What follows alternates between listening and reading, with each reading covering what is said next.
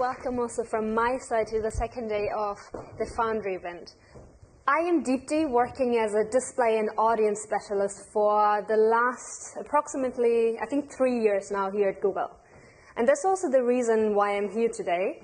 I want to talk to you about what kind of opportunities you have in GDN and how you can take the maximum out of it. So, in order for me to get a better insight what kind of knowledge we have here in this room, just a quick hands up, who has been doing anything so far with the Google Display Network? Okay, now quite a few people, and the rest, I guess, is about to start or want to start. And what happened to me a few months ago when I was at quite a similar event, I was talking to a client who had quite an interesting opinion on display marketing, which I, would like to share with you. In his opinion, display targeting is like playing dart in the dark. So has any one of you played dart before? Hands up. Okay. Again, a few people. Well, I haven't, and I'm definitely no expert in it. I'm pretty sure it wouldn't be really safe for my environment if I would try to do it. And for me, it wouldn't make any difference if the light is on or off.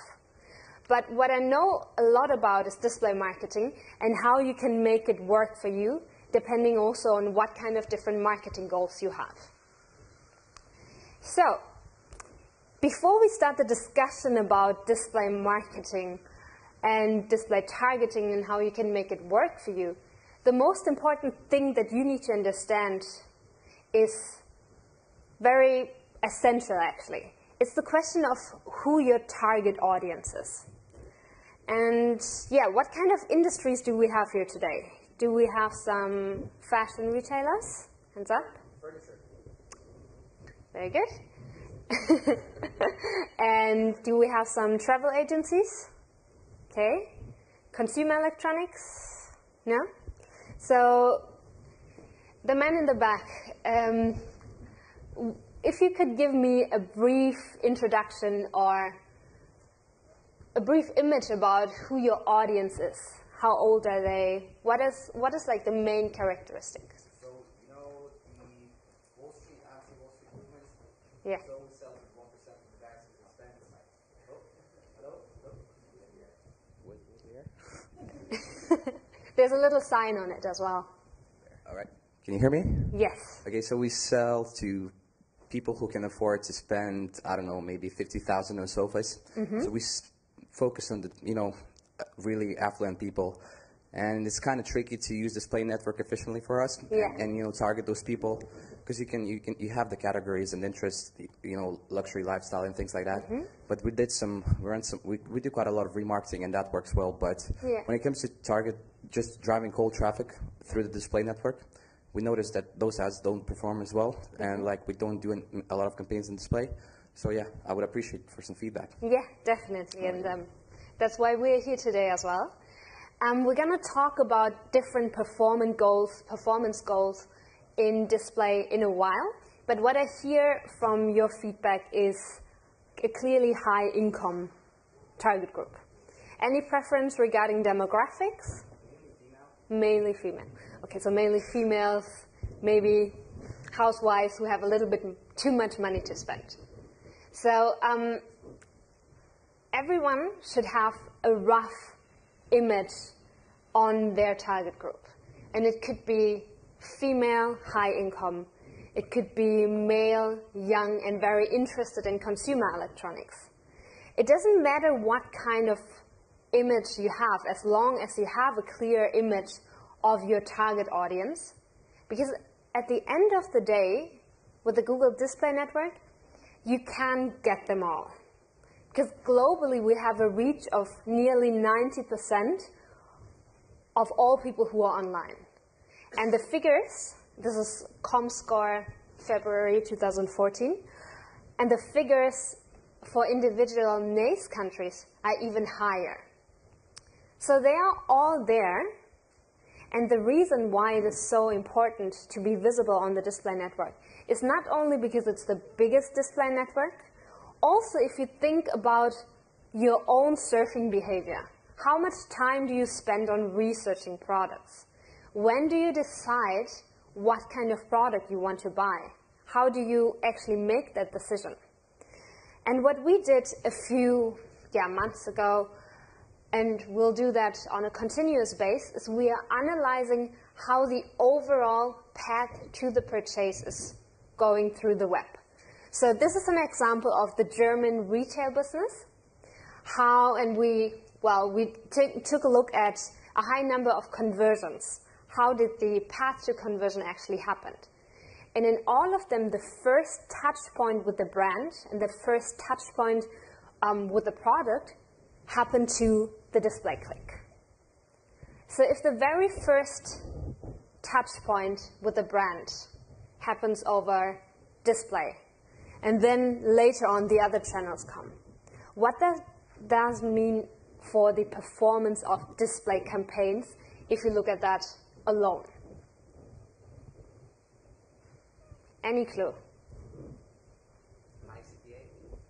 Yes. Low conversions? Yes. So as we see here, on a last click basis, we have a low number of conversions. That doesn't make it less important or less working. You just need to understand whenever you are evaluating display campaigns that most of the time when your users are finally deciding, hey, I want to buy something at that website, I want to book my holiday on that website, the journey looks like this. And this is something that you need to understand not only in the evaluation, but also when you're deciding on, do I want to invest on display? What we see as well, and I see that actually quite often if I look into the overall online marketing picture of my client. I have a lot of clients who are doing a lot in display, and as soon as they stop with any display activity, this is what happens. The brand queries go down, the organic traffic can go down as well. And why is this happening? You might not see an immediate effect within the display campaign, or you see maybe a low level of traffic, a high CPA compared to your remarketing campaigns, to your search campaigns, to your social activities. But the reason why this is happening is because display is the first touch point. And if you don't have the first touch point, the people don't remember your brand, and they're gonna search for it less. And thinking about it, how display is working today, or how the overall communication of your brand is working today, it's quite organic, and a lot of peers are talking to each other. They're talking to each other online and evaluating your brand. And being there at the very first time, making a good first impression, you know how important that is. You might not see it immediately in the figures if you take a display campaign for itself, because it's not going to be the same CPA like in other good performing campaigns. But if you take out the overall display activity, it goes down. So much about why it is important to put on display and to invest in display. And maybe the people who haven't had any chance to work on display campaigns, I think there were a few, maybe they can tell me also why they're sitting here today and what their future ambitions are with display. Any volunteers? No one? Well, we can go on further as well. And I can show you what kind of options you have within the display network. So after seeing why it is so important what to do with the display network, or that we do something with the display network, it's the question of how do you actually make it work for you, and how do you define success for display campaigns. So we have a nearly 90% of reach in display, so you can reach nearly everyone. But if you are more or less cost efficient, you don't want to reach everyone. If you have a clear image, like a woman with high income, you might want to address the Susans in the world. Or if you have a clear image of your target audience, let's say young, interested in consumer electronics, mainly male, you want to target the Grecs in this world. But how do you find them? Well, for me and what I do with my clients, it's just 3 very easy steps, and that is at the beginning of each.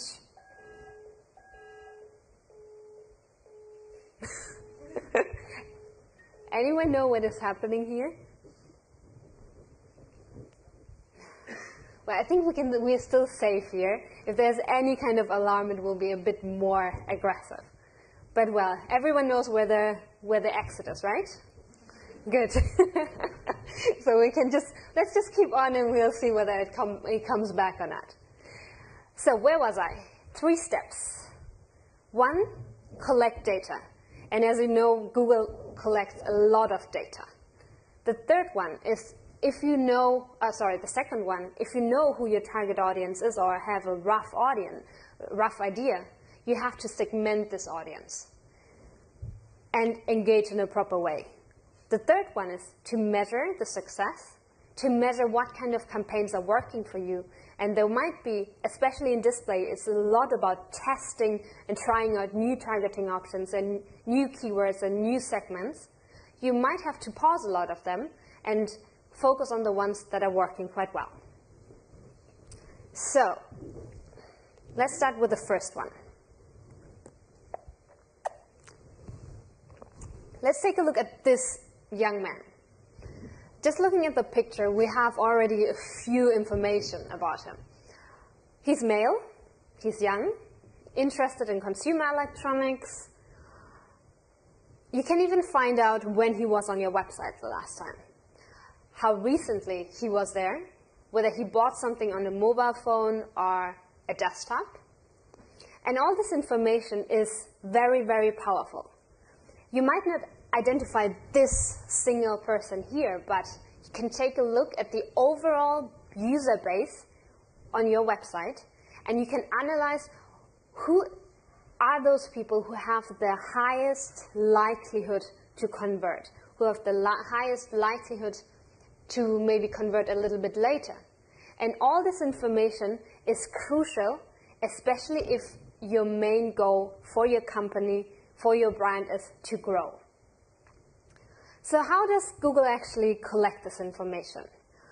Everyone who has a laptop open and internet access, I would ask to take a look at the Google Ads Preference Manager. Anyone knows the Google Ads Preference Manager? Yeah, so a few people. So what this is doing, and for all the people who don't have a laptop, this is Google classifying me as a person, but not because I tell someone that I have a certain age or I have certain interests. It's all based on the information, based on my website, on my browsing behavior.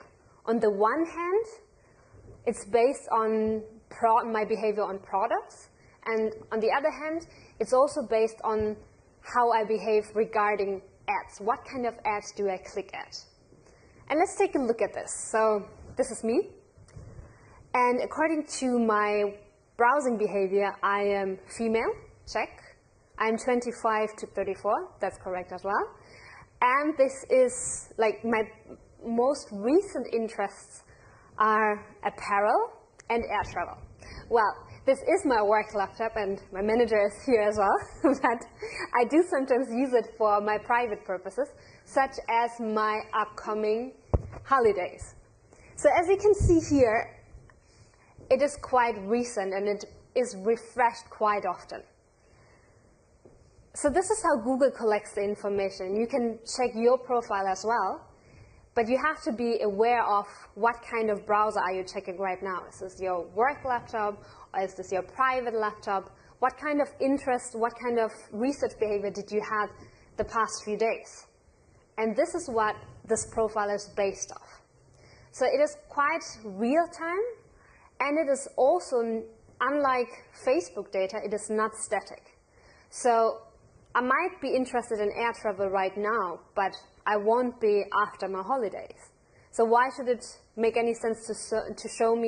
ads for low-cost holidays, for any kind of hotels, if I'm not interested in that anymore.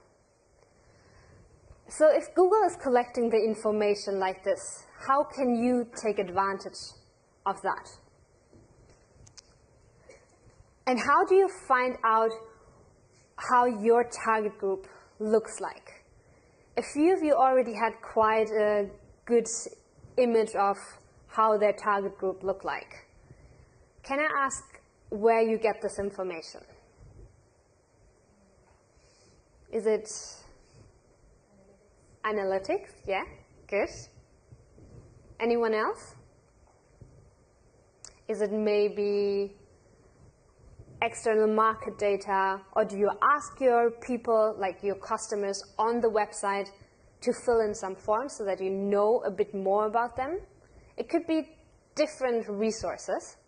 And one resource is also not only Google Analytics, but what you can do with Google remarketing tags. So quick hands up, who's doing Google remarketing? And okay, so I guess you have implemented a Google remarketing tag on their site. So all of these people who have actually implemented a remarketing tag, you can now go and do a really proper segmentation of the lists. So you can take a look at, on the one hand, your buyers, or people who have a specific product category, or people who bought high-class products. A lot of opportunities to segment your website users. But what do you do with the segmentation? You can take a look how the demographics are of that user group. So in your account, you can collect very easily what kind of tendency your converters have. And you might have a good image about your target group. You might have a very good third-party market researcher, but it's always good to check with your remarketing tag whether your current buyers actually have the same characteristics of what you think they have. So in this example, the majority is female. Half of the users are between 18 and 34 years old. And what you need to understand here as well, this is all web-inferred data. So as I said again, I don't type in somewhere that I have a certain age. And if I research, or if I change my complete research behavior, I can also get complete other demographics. Just imagine I look for a present for my father's 60th birthday. And I focus my whole online behavior for that. What can happen here as well is that Google sees me as a 50-year-old male user. And that will be reflected in the demographics as well. And if you look at me, you might think this is not correct. But at that time, it is correct because I behave like such a user. And those ads are also relevant for me. As soon as I change my browsing behavior, my profile for Google also becomes my normal profile again. So it's very dynamic. Anyone who had checked the Google Ads Preference Manager right now or before, how accurate was it? Did anyone check it right now? No? Did you ever check it before? No? Okay, so then take this as a homework and take a look at how Google classifies you as a user. So now when you have collected all of this information about your user and you have a clear image about what the major tendencies are they mainly male, female, or certain age group, or do they have certain interests? Then it's the question of how you segment those users.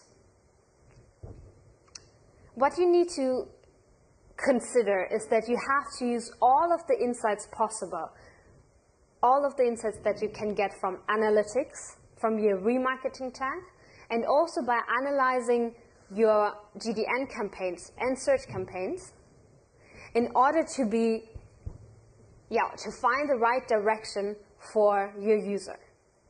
Because take a look at this dartboard. As I said, I've never played dart before, but I know that it's quite good to get here. But in GDN, it's not about getting into the middle and getting into that point. It's about your decision of how much you want to cover from the dartboard, how much you want to cover from GDN. Do you want to have people to get to know your brand, or do you want to have people who already know your brand before and you want to take the maximum out of them?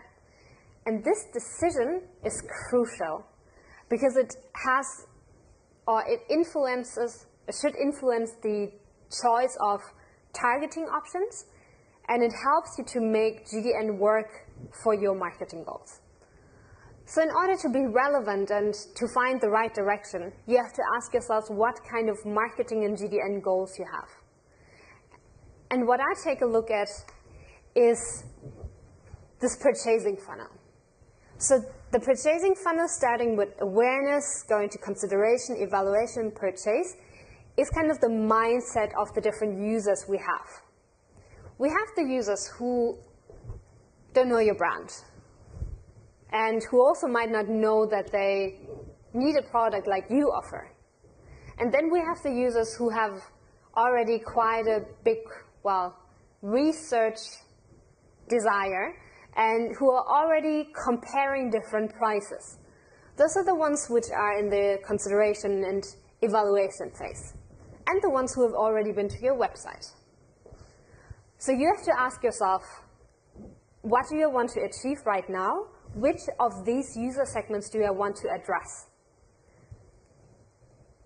Do I want to have the awareness? If I want to have the awareness, I should choose between a certain set of targeting options. Do I rather want to have a performance goal, and do I rather want to take the maximum out of the users who already know my brand instead of growing and finding new users? Then you rather go for the purchase and advocacy people, and you also implement the targetings that are suitable for them. And we will also go through the pros and cons and how to implement the different targeting options. But before, what I want to understand is what kind of marketing goals do you have right now when you want to start with GDN? So, what about the two men in the front row? Brand awareness in emerging markets. Brand awareness in emerging markets, good. What about the lady from the travel agency? Yeah, so it's a hotel group, and I suppose it's getting our brand in front of people at the right time, in that consideration phase, rather than at the point where they've actually decided where they want to go. Yeah. Okay, so you also already have a quite clear image of what kind of stage your users are. And in comparison to those two gentlemen, you know that there are people who probably know your brand and who are already there to purchase products like you offer. So, if you have decided what kind of marketing goals you have, it's now the question of how do you choose the right GDN option? And as you might have noticed in the last, not only in the last few years, but also in the last months, there's been a lot of changes in Google Display Network, new products, new targeting options. But what you always need to keep in mind is what you actually want to achieve. So if you know what you want to achieve, it's also important that you focus on the right metrics in order to evaluate the success of your marketing campaign. For example, if you have a branding campaign, and if you want to start a branding campaign, it wouldn't make that much sense to take a look and evaluate and judge your campaign by looking at the size of the CPA. But at the same time, it would make a lot of sense for people who have maybe already been at your website and who are quite low in the funnel to judge the campaign by the size of the CPA, the conversion rate, but not by the number of new customers or new people who haven't been aware of your brand. So you have to choose the right KPI, because otherwise you can't really see whether your campaign is properly successful or not. And what I see quite often is that advertisers come to me and say, hey, I want to make my brand more aware. I want to get more people to get to know my brand. So we help them setting up a branding campaign, and then the CPA is too high, especially on a last click basis. So this is kind of the difficulty of dealing with GDN, and this is the difficulty that you need to be aware of before starting any GDN activity. So when we start on the, upper funnel that I showed before, we are talking about brand awareness. And what do you need to do in order to make potential users just look as excited as those people when they hear the name of your brand? Well, you have to start an awareness brand or brand campaign. Any one of those people who have already been doing anything on GDN, anyone had a specific approach for branding so far? Okay, and can I ask what you've done at that time? Yeah, I think the model that you showed before, like sort of idea consideration awareness method, I think we used that quite well in really focusing on these proof points for the brand. Okay. And do you also remember what kind of targeting options you have used for that? Well, we used some rich media. We used like the main, like a lot of people, like big audiences, and we had some issues related to the product. Okay, so issues related to the product and big audiences. And the question of what kind of targeting option can be used for that, it's most of the time for brand awareness campaigns, it's about getting high volume. High volume in either your target group, or if you even want to go a little bit further and you want to say, I want to make my brand nationally wide appreciated, I even go a little bit further and I can do, GDN blast opportunities. So I usually suggest 3 options to have a proper branding effect. Starting with the one on that side, on the one hand, demographic targeting, for example. Why do I suggest demographic targeting? If my goal is to have a high brand awareness within a high volume group, I can say I want to target all of the people who are female and above 40. It's not very specific, but it's a high number of people who I'm addressing. And especially talking about awareness and brand awareness, it's about being able to address a high number of people in a short time. Similar with affinity segments, and I will get to there a little bit later. And the first option that I want to introduce is the GDN blast. Any one of you have heard about a GDN blast? Anyone has an idea what it is? Hands up. No one? Okay. So a GDN blast is basically targeting everyone possible. So if you compare GDN with a dartboard again, it's about covering everyone. It's covering the whole dartboard. It's like a big bang, and nobody can actually, if you do it properly, can oversee your brand if you do it in a right way.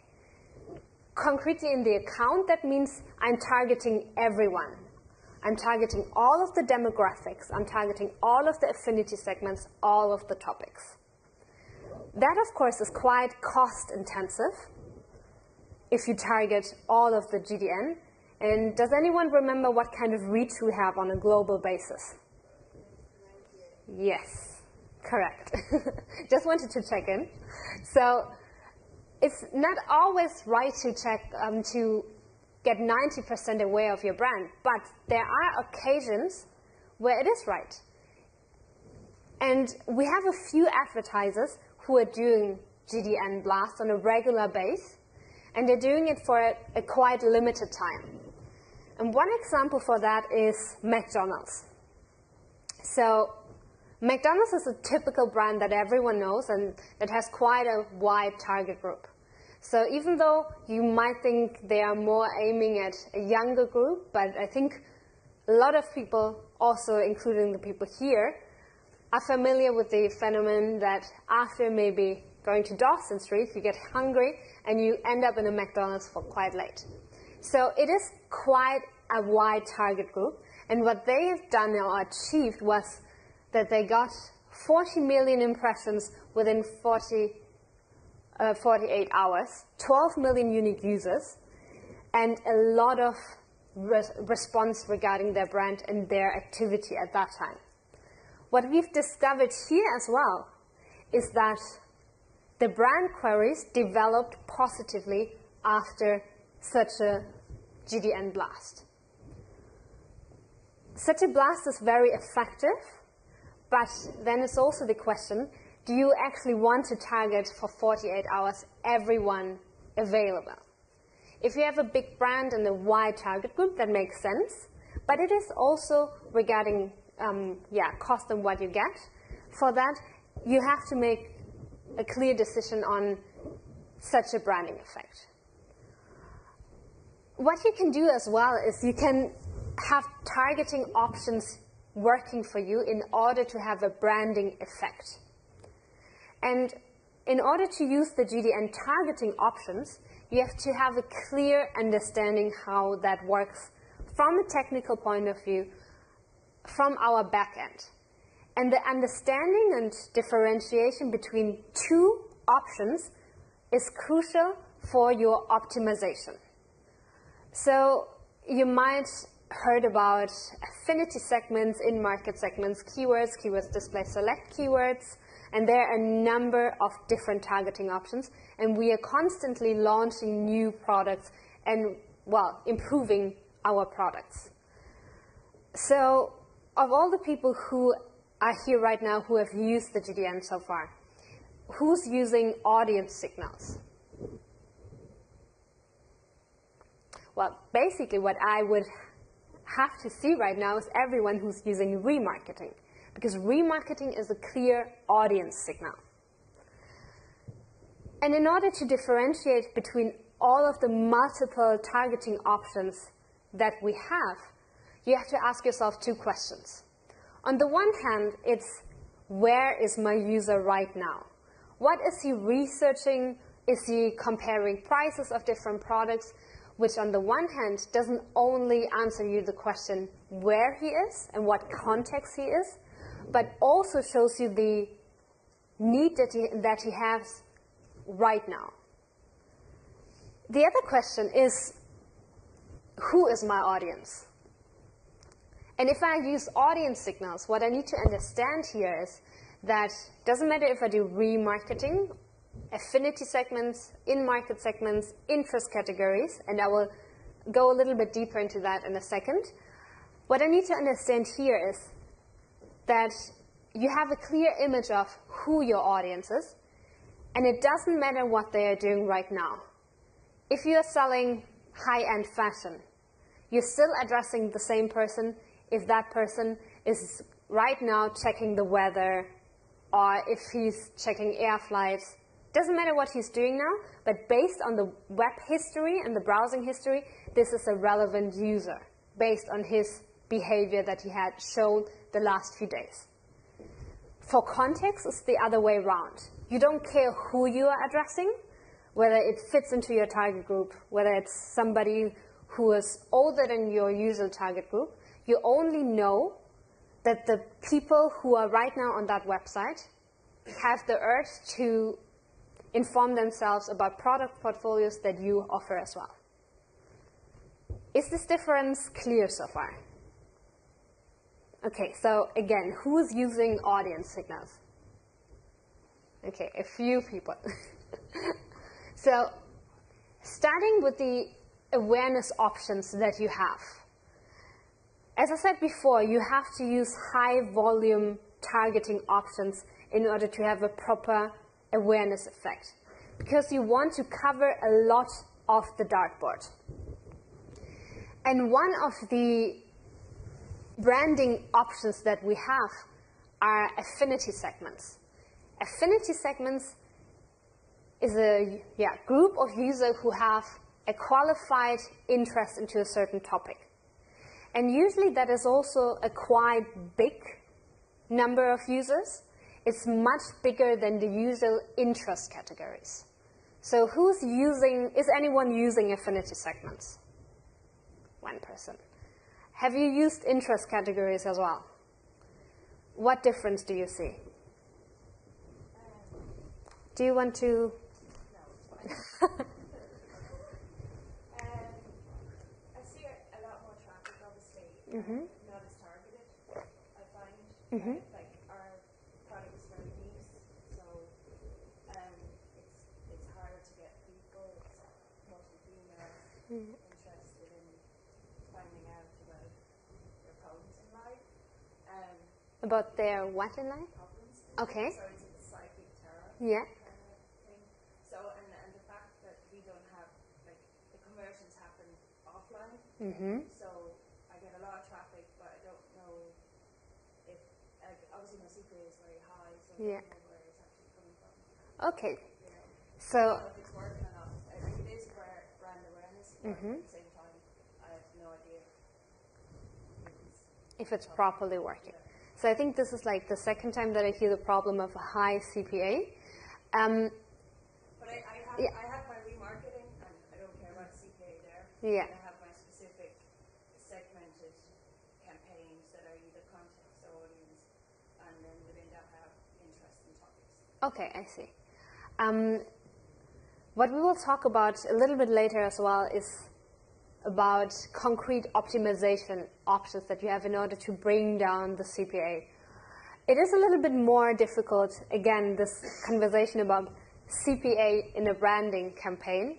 And if, in your case, the conversions are happening offline, it is quite hard to match what kind of affinity segment targeting actually caused the conversion. What is important, though, for that kind of campaign is that you are aware that you are addressing the right segment and that you are addressing quite a big segment in order to have kind of a targeted awareness. And you can do that with affinity segments and demographics. And what Samsung, for example, did when they launched their Samsung Galaxy S4 in Singapore, they worked with affinity segments, demographics, and resulted in an increased campaign CTR of plus 60%. What is interesting in this example is that you might think for mobile phones you have quite a, clear target group, and they also started with targeting technophiles and shoppers, which I think is, that's quite clear. But what is important for branding is also to think a little bit more out of the box and think a little bit more about your audience, what they are doing. And what they came up with was also just the suggestion that people who are traveling might need a good quality camera all the time. So they increase their targeting with foodies and travelers. And with that kind of targeting options, you still have a quite high level of users. You still have the branding effect, but you have a targeted awareness because you're not targeting whole Denmark or the whole of Germany like McDonald's did before. So if we go even a little bit further, as you can see here, we are going lower in the funnel. We are now talking about the people who are in the evaluation and especially in the consideration phase. Taking a look at our dartboard, we are now covering way less of the dartboard, but we are getting more and more into the middle, which shows us also that here we are more talking about converting campaigns and performing campaigns. So the differentiation between branding campaigns and performance campaigns is quite crucial for the optimization approaches. But before I go on, again, a quick hands up, who has used keyword targeting before? Okay. The lady in the back, when was that? We're using it currently right now. Currently right now. And how are the results so far? Are they satisfying or? They are okay, but we're still looking for a broader outreach, but it's difficult because we're having CPA targets. Yeah. Okay, CPA targets, but you still want to scale up the performance at the same level. Okay, so higher reach at the same CPA. It is quite hard to achieve that because you kind of want to have the specific reach that is working, but of course you want to have more conversions, more volume at that level. For all the people who are not aware or who don't know how keyword targeting is working in the display network, just a quick intro. So you have, in this case, you are selling consumer electronics, you are selling cameras. And this person or this advertiser has booked in cameras and capture as keywords in their targeting, in their keyword list. And what is matching now is the keyword list and the word combinations of the content sites in GDN. The matching of these two things, the content and the keywords, has been changed over the last year, even over the last few months as well. Because on the one hand, this kind of targeting can be very wide, but you also have options to be very specific in keyword targeting.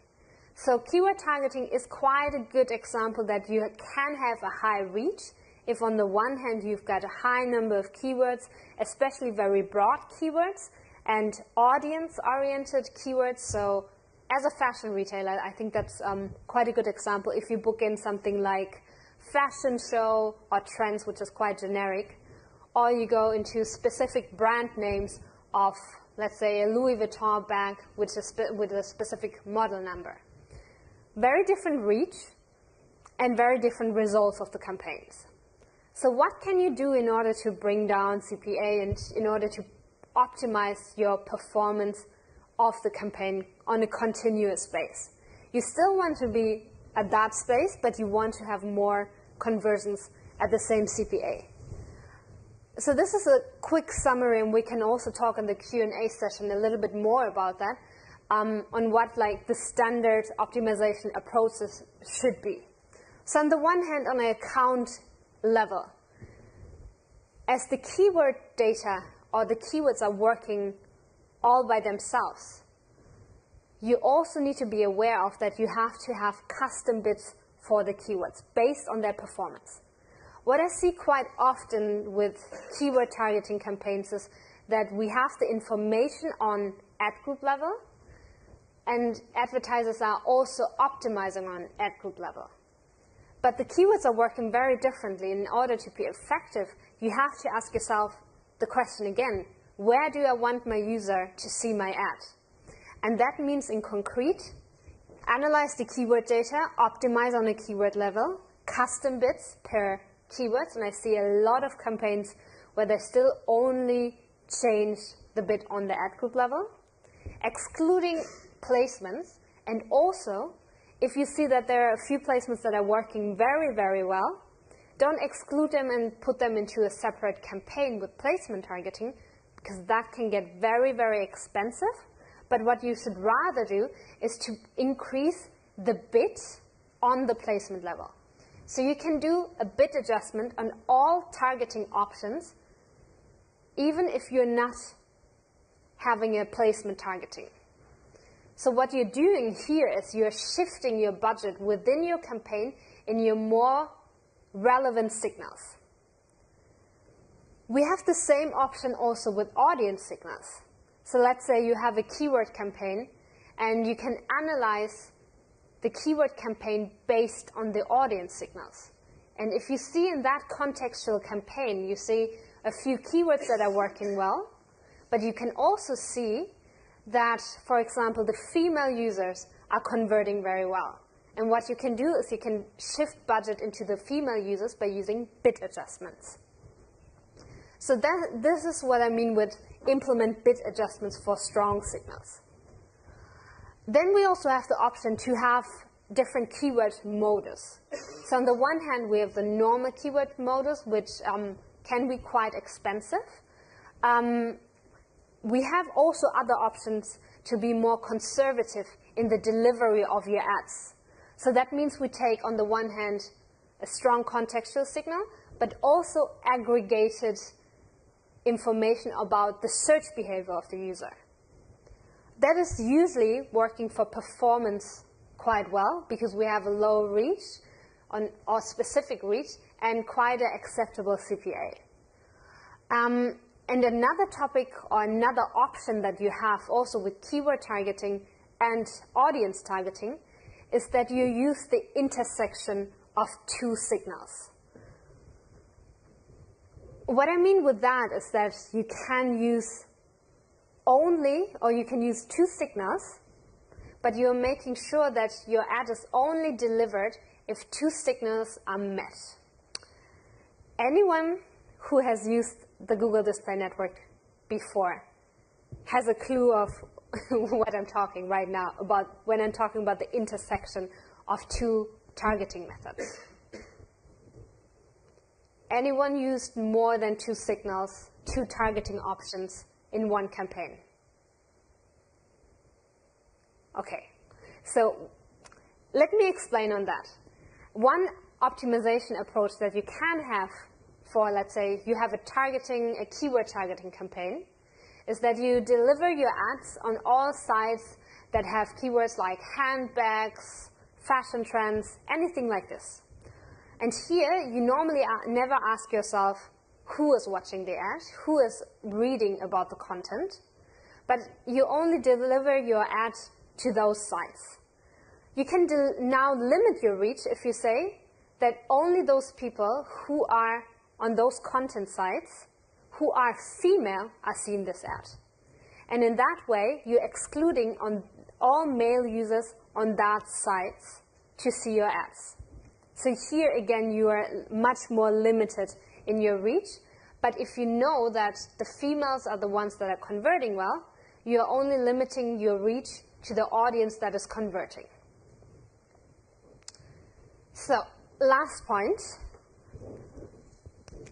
remarketing. Again, who is using remarketing? So, can you do it a little bit more? Yes? Okay, I see a few people. The other people in the room who are not using remarketing, do you have a remarketing tag in place? Yes. Okay. The reason why it is so important to use remarketing is quite easy. If you take a look at the numbers, 96% of all the users go to your website but don't buy anything. And they leave the website without converting. Even more, if you go into the shopping cart users, 70% of them are there without finalizing the process of buying something on their webpage. And yeah, nearly 50% need 2 or 4 times to visit your website before they buy something. And that's why this audience is the most performing one. Those are the ones with the highest with the highest conversion rate and with the lowest CPA. But at the same time, it's just a limited number of people because it's only the people who have been on your website. So one example for dynamic remarketing is Dress for Less, who have implemented dynamic remarketing and showed enormous success in CTR, CPA, and conversion rate. Here they compared traditional GDN campaigns with remarketing, but also if you only compare static campaigns with dynamic campaigns, both remarketing, you see an enormous increase. So what kind of segmentation options do you have? And the few people who put their hands up for remarketing, maybe one of you can tell me what kind of segmentation you have used before. I think you're using analytics, right?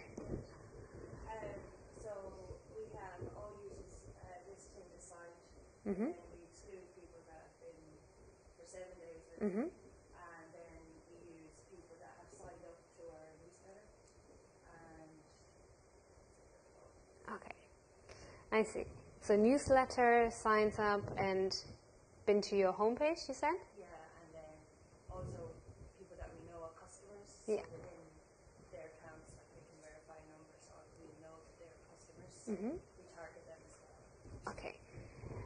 We have a lot of options what we can do with analytics. And you already mentioned a few, but we have even some more options in order to have a proper segmentation of your website visitors. On the one hand, you can work with goals and you can try to address people who have shown a certain behavior on the website. So, like you said, signing up for the newsletter. What you can do as well is you can segment the users, and that's what a lot of my clients do as well. They segment the users based on their engagement level. So how many subsites did they visit? And usually the people who are very active, so who have visited more than 5 subsites, are also very involved with your brand and are more likely to convert. Or you can also only focus on the high-value customers. So these are the options that you have on remarketing and on targeting. And as I see that we are quite low with the time, I'm wondering maybe what we can do now is we can start with the Q&A. So what kind of optimization problems or GDN problems are you facing or questions are you facing right now? Anyone? Yeah?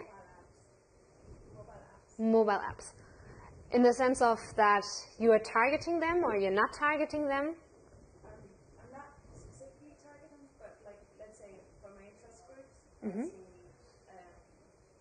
mobile sites coming in, and I don't know, some of the apps I can see what apps they are, but some of them I can't, and because I don't have conversion tracking, I don't know if they're actually working on them. So is there a way to, like, would it be best to do a campaign targeting mobile apps? And is that possible within GDN? And should I then exclude it for everything else?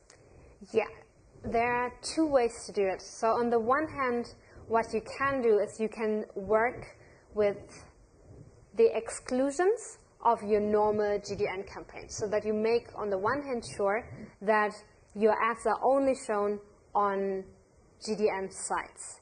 And then have a separate site or separate campaign that is only working at the placement of, I think there's and I can give you that later on as well, there's a specific placement that is called mobile for apps, and you can target that.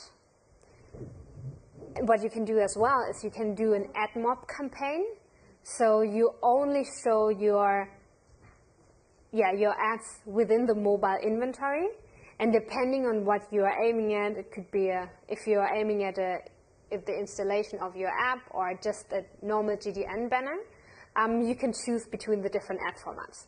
So what I would definitely do is to separate those 2 inventory options, because they also show a very different performance. Just thinking about your own behavior on apps, I often click on it without intending it. But you also have the option with a separate ad mob campaign to ask the user whether he's sure to want to proceed to the site if he clicks on an ad within the app inventory. Okay. Cool. Anyone else?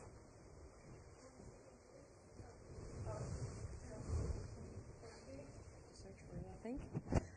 Yeah, well, there have been some major improvements on the GDN side recently. But what for us would be, because I work for an agency, what would be the reason to step over to the bid manager of DoubleClick? Because what can the bid manager add that GDN cannot?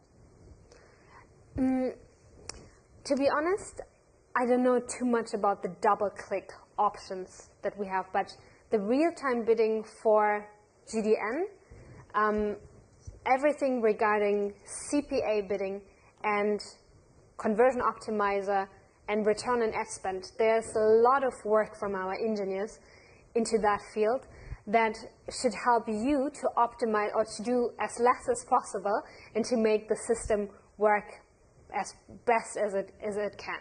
And there are a few reasons to do that, especially if I work with performance display advertisers.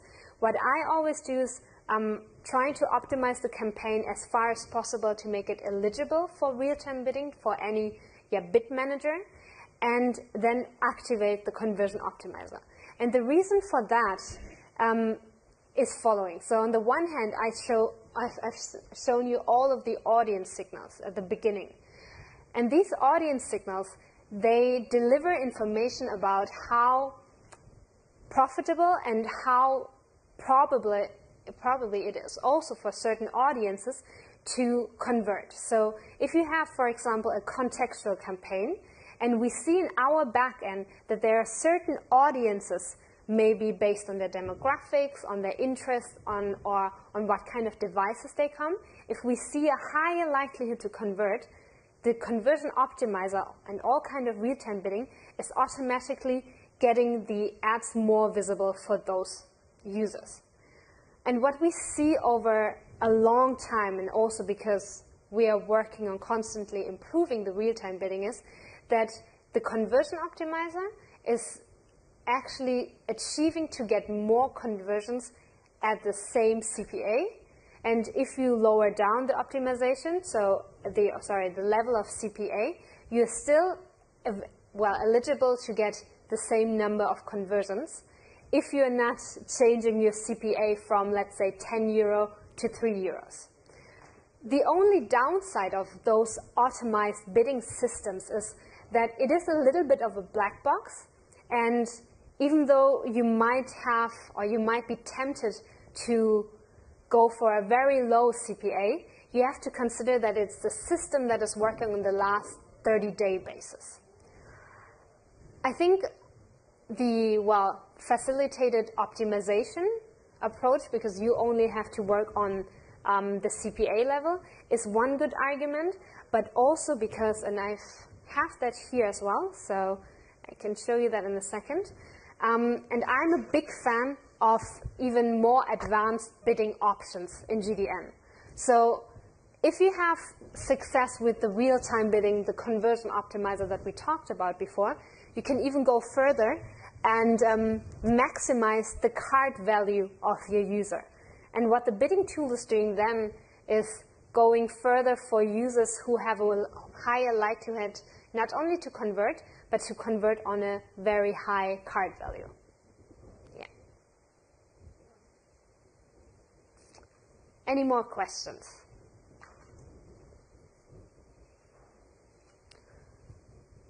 Well, if you don't have any questions right now, what I can offer as well is that later on I will be standing at the phone booth, and if you have specific campaign questions, we can take a look at your campaigns, or if you have any other display questions, I will be open for a conversation now, and I think also at 2, for an hour at the booth. All right, so thanks for your attention, and just feel free to grab me for a question.